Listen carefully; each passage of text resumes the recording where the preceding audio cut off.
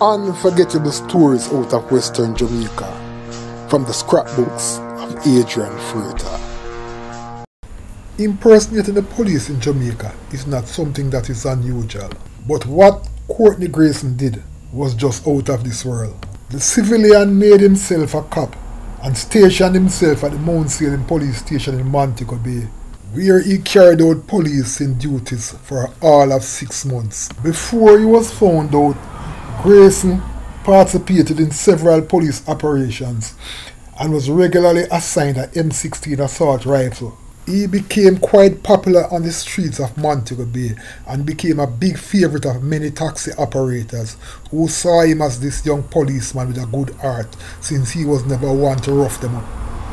While it is still unclear as to how Grayson got in and stayed in the organization for so long without being detected, the incident, which left eggs on the face of officialdom, was described by former police commissioner Rear Admiral Lewin as a case of corrupt police officers recruiting Grayson to carry out their dirty works. In this edition of Lest You Forget, we will be revisiting the Grayson story from a story I wrote for the Gleaner on March 25, 2009, which was published under the headline, "Fake Cop Was Quite Courteous."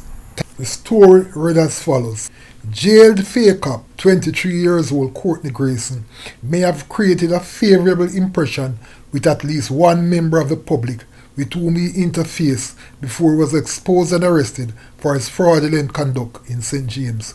I found him to be quite courteous and well-mannered, said a Mt.Salem taxi operator who had his documents checked by Grayson during a recent police spot check. Unlike some of his colleagues, he displayed excellent interpersonal skills and was not as impatient as some. In the volatile End and Now community in Montego Bay, where Grayson lived with his girlfriend, he had also earned the respect of some members of the community who said he was a quiet, unassuming young man who was always smartly dressed. "Boy, I can't believe say I'm a real policeman," a young man from the era told the Gleaner yesterday. Him always look real neat and businesslike in his blue denim uniform, his bulletproof vest and his keep and care gun. According to the young man, the affable Grayson also enjoyed a lot of respect from the young men in the community who would tone down whatever illicit activities they were involved in whenever he was around. "He got a lot of respect around here as a policeman who live in the ghetto," the young man continued.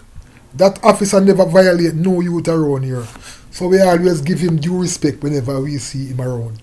While members of the public are seemingly at ease talking about Grayson, including the many times he was seen on legitimate police operations with an M16 slung over his shoulder, his colleagues, including some of whom he worked, have been reluctant to speak about him. However, a former senior cop who spoke on condition of anonymity described Grayson's act of deception as a major indictment on the force, since so many areas of check and balances were violated. "What happened is a universal blunder from top to bottom," the former cop said. "The system has check and balances at almost every turn, so I still can't believe that such a thing could have happened and continued for 6 months. This is absolutely disgraceful and heads should roll." The former policeman argued that Grayson could not have come to his police station and fooled him. All policemen moving into a new division must be accompanied by his file, which carries all information about him, including pertinent information about his area of specialty, such as whether or not he is a force driver or whether or not he is a detective or any such information, cop said. While not downplaying the harm Grayson has done to the image of the police force, Assistant Commissioner of Police Denver Freighter said he was happy the system finally got it right and exposed the fraud. "We are happy he's off the street," said Freighter. "Investigations will be done to find out exactly what happened, and I am sure measures will be instituted to prevent something like this from happening again." After Grayson was arrested, the police commissioner said what had happened was much bigger than just one man impersonating the police.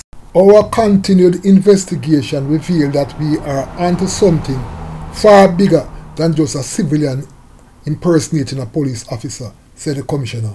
Shortly after that incident, 18 police personnel from the Mt.Salem Police Station were interdicted on suspicion of being involved in criminal activities. It should be interesting to note that Grayson walked free because of his cooperation in the investigation that led to the interdiction of the 18 police officers from the Mt.Salem Police Station. In looking back at this incident, it was definitely one of those unforgettable stories out of Western Jamaica. Unforgettable stories out of Western Jamaica from the scrapbooks of Adrian Freighter. Like and subscribe for more unforgettable stories.